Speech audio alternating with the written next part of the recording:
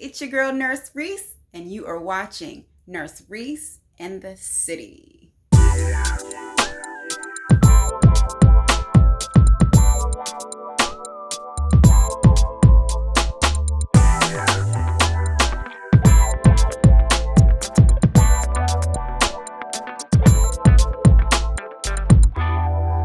babies, welcome back. And if this is your first time watching, welcome to my channel. If you haven't already, please subscribe and hit the notification bell so you'll be the first to know when I put out new videos. Also, feel free to like, comment, and share this video as well as my other videos. Follow me on my social media accounts that are listed in the description. Woo! That was a lot. Now that we got that out of the way, this episode is part 2 of the Capella question and answer series, okay? So for this episode, I am going to be talking about like the courses a little bit. I'm going to be getting into how to select your professor, dropping courses, needing an academic advisor to help you re-enroll after you drop a course. And I want to talk about the Competency Map, as well as financial aid briefly, things to pay attention to when completing your assignments. All right, so now I can sit back and relax. Let's get into it. Selecting your professor. A lot of people are not aware that after you're enrolled, you are able to select your professor. However, you cannot select your professor for your first course. So if you are in the BSN program, your first course is going to be, well, you know what, I'm not going to get into that because it varies for everyone. But usually it's like $4,000 for the BSN, and I think for the MSN, it's usually $5,004 or something along those lines. So for that main like introductory course, your advisor automatically puts you in the course. When you look at your academic, don't mind me, I want to make sure that I have the right information for you guys, so I have my computer open as well. So when you go to your academic plan, actually I can't even look it up because I'm not in the system. But basically when you go to your academic plan, I believe all of your courses will show up. And to the right hand side of your screen, you'll see like it says auto register or auto registered. So in order to turn that off, you're going to have to call the school and ask an academic advisor to turn it off. Now, it may still say it on there, right? Okay, let me just be very clear. After you call your advisor and you ask them to turn it off and they confirm that they have turned off auto register, you may still see it on your academic plan. It just means that if you're only registered for one course, you're only taking one course, you only have one course open, I just want to be clear. If you finish that course and you don't and you don't register yourself into another course within like a few minutes or so, maybe like 10 minutes or maybe not even, it's going to automatically register you into another course. So a way to avoid that is by having 2 courses open at a time. Because if you have 2 courses open at a time and you close out of one, you still have one open. So it won't automatically unregister you. I'll say it again. It will not automatically register you for a course because you still have one open. So when you have 0 courses open, it will automatically register you. But if you have a course open, it will not. I hope that makes sense. If you have any questions about that, please feel free to inbox me for clarification or call the school. Okay. So it's kind of hard for me to show you how to do this because I don't have access right now. But usually you will go to your academic plan, and in your academic plan, you would click on the class that you want to start. And then once you click on the class that you want to start, it'll say something like start now. And when you hit on start now, it'll give you an option to enroll in the first class available with the first instructor available, or to select your professor. So when you select an instructor, when you select that option, the list of all the available instructors will come up, right? Okay. So that is basically how you select your professor. Now, let's say you didn't do your research. You just figured out, oh, I could pick my own professor, and you just pick whoever, right? You're aware that you can, but you didn't research your professor. And you're taking this course, and all of a sudden you're finding out that this professor is not conducive to what you're trying to do. You're having to resubmit work and so on and so forth. Well, you're not stuck. You do not have to stay with that professor. You can drop that class. However, once you drop that class, you will no longer be able to enroll yourself in that class by yourself, because the system recognizes that you have taken the course. So now you're going to have to call up the school, and you're going to have to call an academic advisor and ask them to enroll you in whichever course. However, this is where it gets tricky. And this is what happened to me in all of the videos where I mentioned, oh, there's something happened, whatever. So I'll clarify it now. What happened was, I thought I didn't want a professor, and that's irrelevant of why I thought I didn't want that one. It doesn't matter. So I decided to go with another professor, right? So when I called up the school, I said something along the lines of, I dropped this course, let's say 40/20. I'm just going to throw out a number. I dropped 40/20, and I want to enroll with a different instructor, right? So I said that to the academic advisor, and the academic advisor just enrolled me in a course and didn't ask me who, didn't tell me who was available or anything. So when that happened, I said to her, she's like, okay, so you're all registered, you're all set to go. And I'm like, but you didn't tell me who you was enrolling me with, or you didn't ask me, you know? She just took it upon herself to enroll me in the course. So I had her drop it so that I can enroll with who I wanted.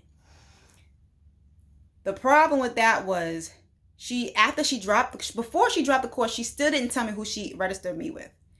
When she dropped the course, it happened to be the person that I wanted to enroll with. So that is a whole nother situation. But in the end of the day, I was re-enrolled with the professor that I wanted ultimately. Well, however, you have to be very clear when you're calling the academic advisor to re-enroll in a class. You need to tell them, I want to enroll in a class, but I want you to tell me which instructors are available before you enroll me. Otherwise, they will take it upon themselves and just re-enroll you. And that's more time being wasted, okay? So you want to be very, very mindful of that. All right. Competency map. Let's get into that. Competency map. The competency map is so important, okay? A lot of people, they see their grades, or, we'll just call them grades.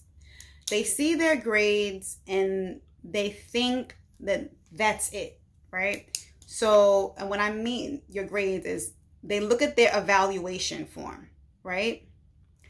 And let's say they have 4 distinguishes on their evaluation form with the feedback from their professor, and they have a basic. Or let's say they have all distinguished and they have a non-performance, right? They'll look at that and they'll say, oh my goodness, I have a basic, I have a non-performance, I have to redo this, I'm not going to be able to graduate because of that. That is not true. That evaluation form, it's important and it matters because it can help you find out where you do need to make revisions if you need to make revisions.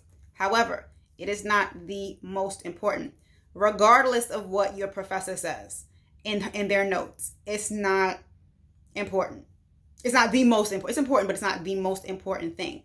The most important thing, what the program relies on, is the competency map, okay? The information on the competency map is what will determine if you need to make revisions or if you can close out of a course.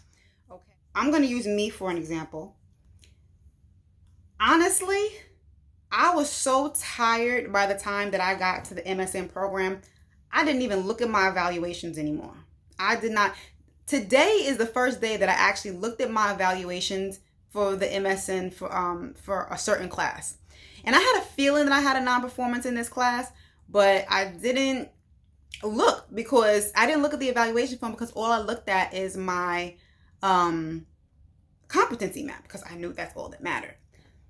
But when I looked at the competency map, I had all distinguished and then I had a proficient. So I said, well, if I had a proficient, I must have got a basic somewhere, or I probably got a non-performance.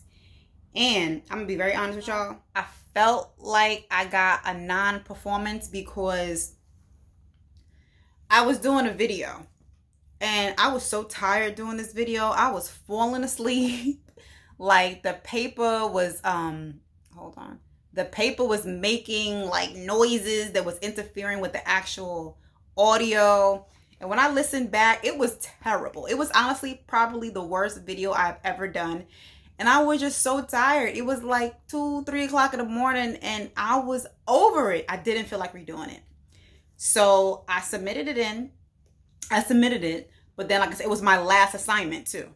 So and when I looked at the competency map, I was good to go. It was all distinguished in that one proficient. So I closed out of the class. Now today, which is like I've graduated, everything, I looked at the competency map and I sure enough got a basic and a non-performance. And this is in the master's program. But mind you, I still graduated with a 4.0. So I say all that to say that it's the competency map that matters. And I don't even really have to pull it up, but I could. And the professor, she even asked me to redo it. And I didn't know none of this until today. I wouldn't have redone it anyway because I was tired. And this was the class that was holding me up for getting into capstone. I was over it. So yeah, she's like, I'm going to ask you to do this over. Your paperwork is fine, but your presentation was hard to hear.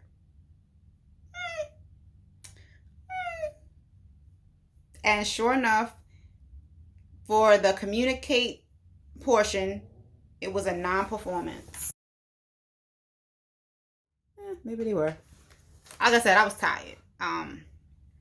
So I'm just showing you that just to say that it's the competency map. But let me see if I can go into this class and show you the competency map. So just so you know what class this was. Hold on. This is the class. Assessment 4. And then I'm going to show you my competency map. Okay, guys, so I'm back. So this is my competency map for 6109, the class that I showed you, where I had the non-performance and the basic. So in the competency map, I have 4 distinguished and 1 proficient. So also in that course, in the actual coursework of that assignment, I had everything else was distinguished. So it was just the basic and the non-performance. So I ended with a proficient, I guess.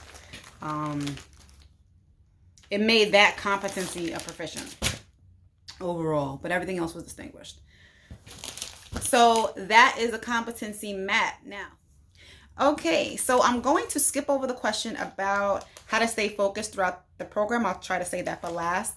I don't like to make my videos too long. I ramble, so I'm just going to move along. So I'm going to skip over for now and talk about financial aid. If you've been following me, then the majority of you know that I always say money is a motive. Money was a motivation for me throughout this program.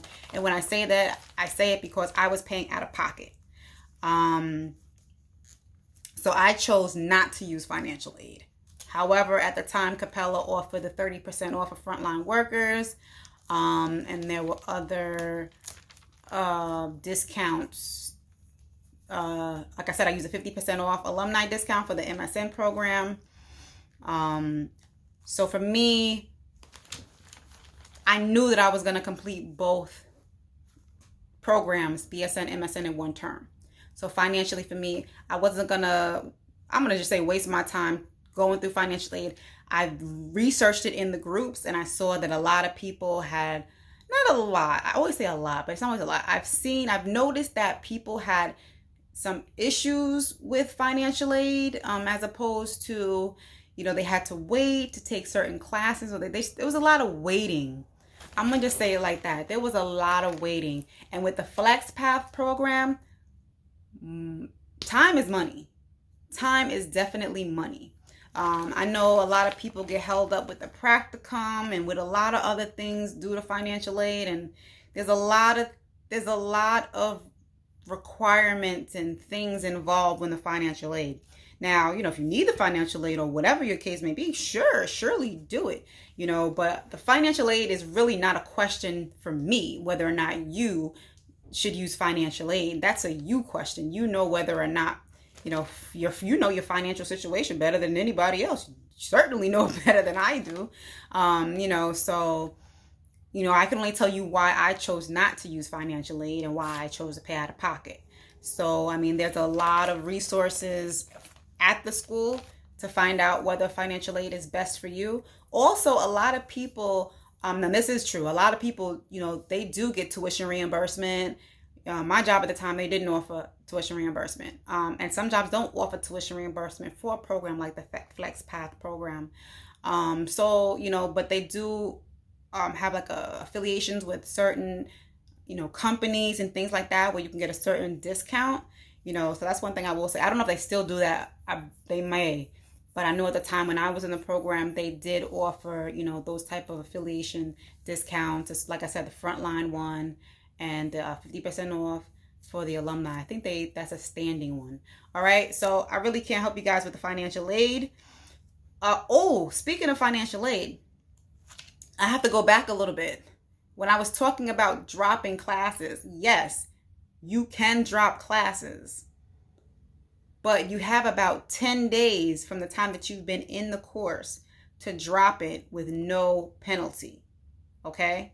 So you have about 10 days to be in the course to drop it with no penalty. So you want to be mindful when you have 2 classes open. So, if you're not really a fast worker, you don't think that you're going to be able to complete one class within 10 days while you have one class open, then it may be in your best interest to not enroll into that class until you are about to submit that 4th assignment for whatever class, if that makes sense, right? Chess, not checkers, right? All right. So I want to talk to you guys about things to pay attention to when completing your assignments. Listen, I know some of us don't want to read. They don't want to read the instructions that are provided on the assignments, right? But it's really, really, really, really, really, really important that you do read those instructions. The instructions are basically telling you they're not basically, they are telling you what to do, how to structure your assignment. They're telling you specific places to go to get specific information that may be required for your assignment. For an example, you may need to make a budget, like legit make a budget. I've never really made a budget before, like a whole Excel, what's it called? I don't know, an Excel sheet budget. If you're not paying attention to the instructions, you may not pick up on that. You may need to make like an appendix at the very end of your paper, like after the references and stuff like that. You may be required to, add work there as well, exhibits or something like that, I think they call them. You may need to add that. You may need to add an abstract in the beginning. There may be certain things that are required that you may not pick up on because you're only looking at the scoring tool. You're not reading the actual instructions.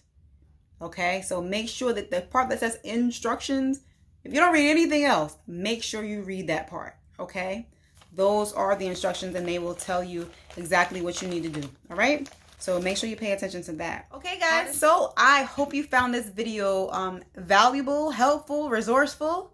And if you have, please subscribe, like, share, comment, something nice and sweet. as well as follow me on my other socials. And I cannot wait to see you guys in the next video. Godspeed.